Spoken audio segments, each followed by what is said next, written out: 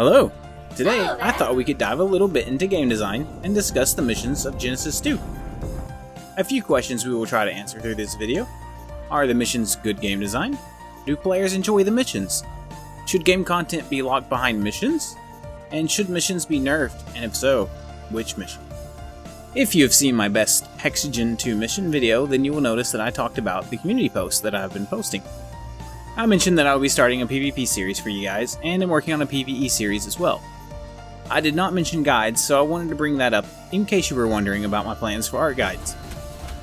I will continue releasing guides for art. I will try my best to release one guide a week. My channel is less than a year old, and thanks to all of you, it is picking up at a nice steady rate and doing well. If you missed it, I was recently monetized, and that's pretty exciting. It gives me hope that I can replace one of my jobs with YouTube and can focus more on the content for you guys down the road. This video should be released at 6 PM on Friday.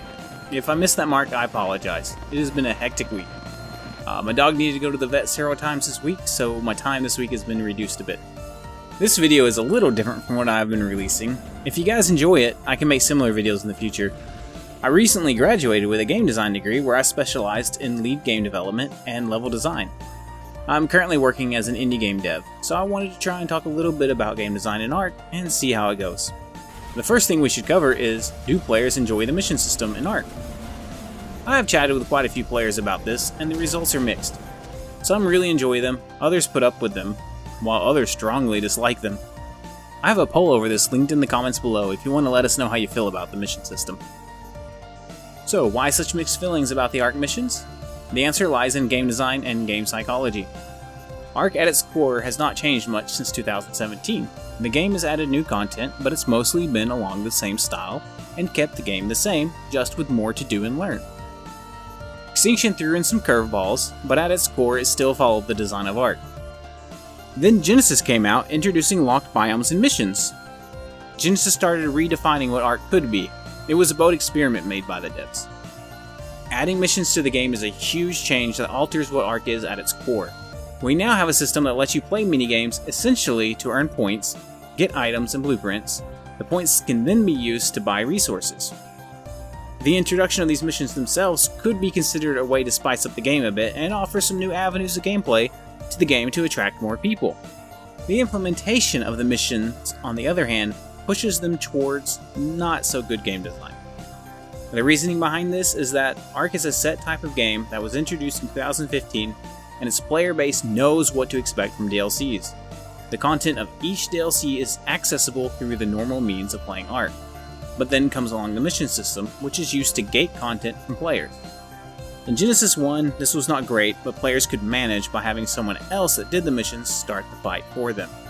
With Genesis 2 though, we are taking mechanics that are not Ark and forcing players to complete them if they want access to the boss fight.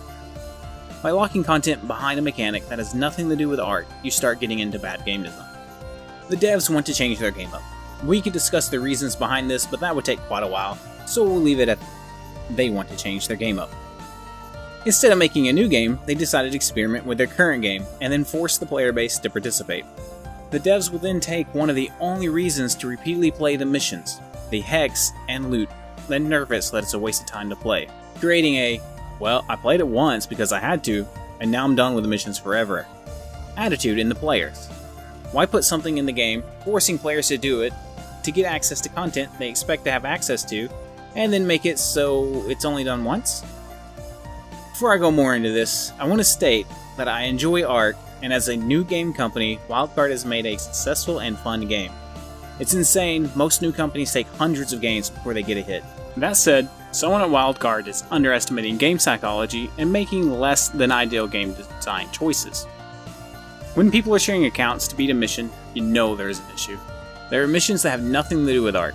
You could argue the race missions show your ability to control dino mechanics, I suppose, but they really have nothing to do with Ark. While the spaced off missions are fun and a nice throwback, again, not really an Ark mission. Yet, you have to do these on Alpha to gain access to Ascension that will give you 5 extra levels. Whereas before the Genesis DLCs, boss fights were gather items and artifacts, and then go fight them. We could get more technical and go deeper into this, but I think you get the gist. Since the missions are required and every Ark player must complete them, should the Alpha missions be nerfed? Now, I have completed all the alpha missions pre any nerf on official servers. That said, it was not enjoyable, and left me with a feeling that I had wasted so much time on something I do not like. And I've talked to a lot of other people that feel the same way about the mission. This is not the feeling you want to give your players. Alpha Survive the Ark was nerfed to the point where it is much easier to do, and 2 to 3 people can now beat it. Before, you needed a minimum of 4 people all the way through, and beating consistently was not possible. This was a good change for a lot of players. The Trank and Hunt missions are well balanced for the most part. The Alpha Pair Racer mission seems to be broken since babies and juveniles cannot be torqued. This is not a balancing issue so much as broken mechanics that need to be patched. The missions do require teamwork, which is fine, as Ark is not meant to be played solo, and solo players generally understand there will be content denied to them if they cannot find tribes to help them out. At the moment, the most unbalanced missions in Genesis 2 are the race missions. These are the least like Ark missions and are the hardest to complete. Alpha Downriver Run and Circuit Chase specifically have a time requirement that is insane. This comes back around to game design. As a dev, you play and test your own game over and over as you add mechanics and need to test them. This means you master your game's mechanics and your skills in the game will be well above your normal player base's skills. Why am I mentioning this? Well, they base the alpha completion time off of a dev's best time. A dev ran every mission 100 times, and now the rest of us have to beat their best time. On top of that, this time was set in a stable environment, not on their servers with lots of other players. This was not a good choice. Anyone who wins the mission is within seconds of the top 10. The top 10 places should be something a player challenges themselves to get and beat, not the baseline.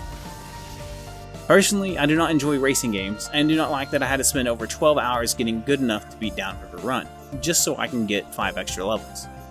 On top of this, the reward is a skin for a canoe. In-game content, and we're supposed to want to use canoes? The introduction of the canoe makes great RP, I'm sure, but the only real reason I see it existing is because they wanted to test the mechanics out before putting it in Ark 2. Players do not enjoy feeling like guinea pigs. We paid for Ark 1 content, not to test out Ark 2 mechanics. That is another topic for another day though, as by now this video is probably getting pretty long. How long is it? No, let's not go there. The next issue with Genesis 2 missions, the loot. When Genesis 2 came out, the loot drops were insane and way overpowered. The fix to this was to nerf the quality of the loot into the ground. It was nerfed so hard. How hard? Nope.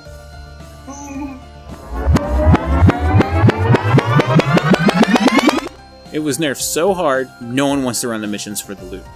This is a problem, as the missions are the main part of the game, since content is locked behind them. There needs to be a reason to replay them. Hex is not enough, a player will just focus on one mission for this. The chance at decent quality loot is a great way to get people to work together and rerun missions. This is part of game psychology. If a player does something and feels rewarded, then they will correlate the action, in this case, the missions, with a positive feeling and want to do it again. Now, the missions do offer a nice server-wide bonuses, but again, that's not something you see right away, it's not instant gratification, which means, again, you're not getting good game psychology with that as your own reward. The missions Survive the Ark has quite a few game design flaws in it, and if you want me to go over those in a future video, let me know in the comments below. So, how can Wildcard fix the missions so that they are better game design? Well, first thing would be remove the requirement of having to complete them to fight the boss. Make it optional to collect X things or complete the missions to fight the boss. They could also go the route of giving items at the end of a mission that are needed to fight the boss, without requiring everyone to have done the missions as well. The next thing would be to buff the chance at getting decent quality items and blueprints after completing missions.